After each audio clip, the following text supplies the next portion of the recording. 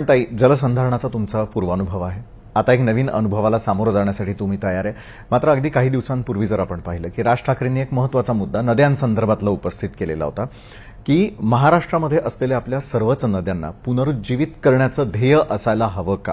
कारण आपले जे गावखेड आहेत, म्हणजे तुम्ही ग्रामीण भागातही राहून चुकलेला आहात, मुंबई मोठ्या शहरातही आपण राहत आहात, अशा वेळेला या नद्यांचं महत्त्व किती आहे, त्याच्या आजूबाजूला जी गावं वसतात त्यांचं महत्त्व किती आहे आणि त्यानुसार आपलं ध्येय पूर्ण होण्यासाठी लागणारा कालावधी साधारण किती असू शकतो असं आपल्याला वाटतं? हे नद्यांचं महत्व तर आहेच आहे.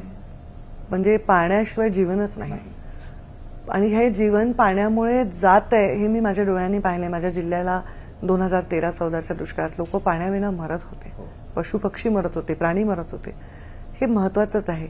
पण त्याही पेक्षा महत्वाचं आहे नियमांविना जीवन नसलं तर हे परिस्थितीच आली नसती. नियम हे अत्यंत उद्ध्वस्त झाल्यानंतर बनवल्याने उपयोग नाही. नियम हा जीवनाचा भाग झाला पाहिजे. त्यामुळे पर्यावरणाला हाताळण्यासाठी अगदी लहान वयात, अगदी आम्ही तर आता असं करतोय की शालेय शिक्षणामध्ये पर्यावरण हा विषय ठेवा. त्याचबरोबर तुम्ही कॉलेजच्या शिक्षणामध्ये पर्यावरण हा विषय ठेवा. लोकांना त्याच्यावर अभ्यास करू द्या, रिसर्च करू द्या. हा झाला व्याप्त विषय. आता तर आम्ही जे नदी पुनर्जीवन करतोय त्याला निधी येतोय. त्याच्यामध्ये नदीचं संवर्धन, पुनर्जीवन आणि मोठ्या प्रमाणात नागरिकीकरण झाल्यामुळे हे प्रदूषण वाढतंय. कारण लोक शहरं वाढवत आहेत, शहराचे व्याप्ती वाढवत आहेत, शहराच्या सीमा वाढवत आहेत. मग ते जे आपण तिकडे जी घाण करतोय, जे सुवेज तयार होते त्याचं कुठे टाकतायत? ते नदीत नेऊन टाकतात. मग एसटीपी लावतोय, पण एसटीपी बऱ्याच अंशी चालत नाहीये, सगळ्या संपूर्ण क्षमतेने चालत नाहीये. त्यामुळे कडक नियम करणं ह्याच्यावर माझं सध्या फोकस आहे.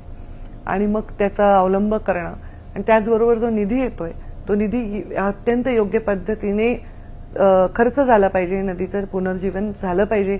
हा एक वेगळा विषय. आम्ही ते खूप चांगलं हाताळतोय सध्या. पण आता जसं मी 3-4 महिने झाले मंत्री होऊन, तर एकदम त्याच्यात रिझल्ट दिसेल असं नाही. पण आता मुंबई खूप प्रदूषित होती डिसेंबरमध्ये. मी सांगितलं होतं फेब्रुवारीमध्ये मुंबईचं प्रदूषण कमी होईल आणि बऱ्यापैकी आता आपण त्याच्यात यश घेतोय. आता मी त्या दिवशी कोस्टल हायवेवरनं येत होते असेंब्लीला आणि तिथे काम चालू होतं आणि ते सगळं जे सिमेंट त्यांनी आणून टाकलं होतं ते सगळं उघडं होतं आणि त्याच्यावर हवा आली की ते उडत होतं हवेमध्ये. मग मी त्यांना नोटीस पाठवली.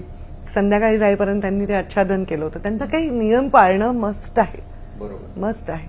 आणि त्याच्यावर थोडंसं कडक आपण म्हणजे बरं, नियमांसंदर्भात तुम्ही बोलताय, मात्र